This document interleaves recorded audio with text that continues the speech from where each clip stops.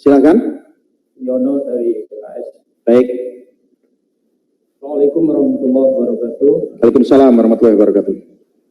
Mohon izin Pak Pimpinan Rapat, Pak Ketua, para Wakil Ketua, Pak Wakil Gubernur dan teman-teman anggota di sidang paripurna yang mulia ini.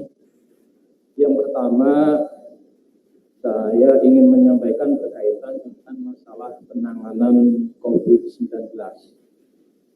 Bahwa kita sadari saat ini ternyata di level Provinsi Jawa Tengah berkaitan dengan masalah penanganan COVID, kita masih menunjukkan progres yang belum menggembirakan. Grafiknya cenderung naik. Ya, bahkan di Kota Semarang kenaikannya hampir 150%. Ini memberikan sinyal bagi kita bersama untuk kita saling bahu-membahu antara eksekutif dan legislatif dalam rangka penanganan COVID-19. Pertama kepada eksekutif Pak Wakil Gubernur, kami menyampaikan bahwa sesungguhnya Gubernur, Wakil Gubernur dan DPRD itu satu rumah, hanya beda kamar.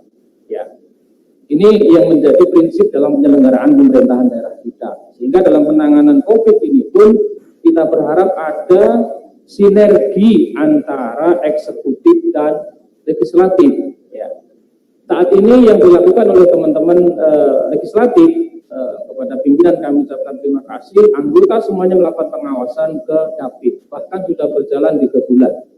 Ya, tetapi dalam fungsi pengawasan secara kelembagaan kita masih lemah.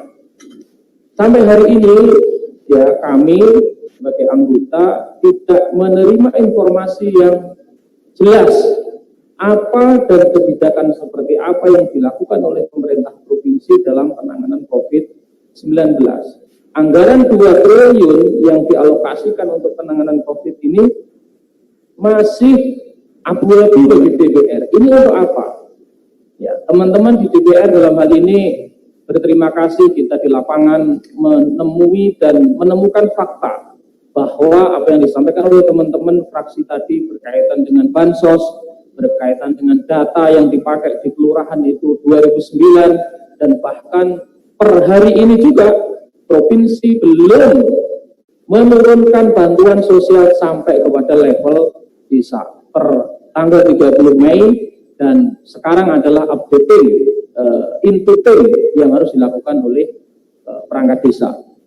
Melihat situasi dan kondisi yang berkembang, maka prinsipnya FPKS mendorong bagaimana agar COVID-19 ini segera selesai. Langkah-langkah yang kami usulkan kepada pimpinan, yang pertama mohon kepada eksekutif untuk menjelaskan dengan gamblang dan jelas apa, bagaimana, kapan program aksi yang digunakan untuk menangani COVID-19 sampai tercapainya new normal yang sekarang ini digaung-gaungkan. Yang kedua, kami setuju untuk tidak terburu-buru menuju new normal, karena memang faktanya grafiknya Jawa Tengah terus naik. Ini artinya ada kebijakan yang harus kemudian kita sharing bersama, tukar pikiran bersama agar penanganan ini bisa kita lakukan bersama-sama. Oleh karena itu, FPKS meminta kepada pimpinan DPR untuk membentuk gugus tugas percepatan penanganan COVID-19. Sekali lagi, pembentukan gugus tugas COVID percepatan penanganan COVID-19. Karena selama ini Dapil kita ini laporannya kemana? Untuk siapa? Mau kita apakan? Temuan-temuan yang kita selama ini laporkan melalui komisi ini tidak jelas digunakan untuk kepentingan apa.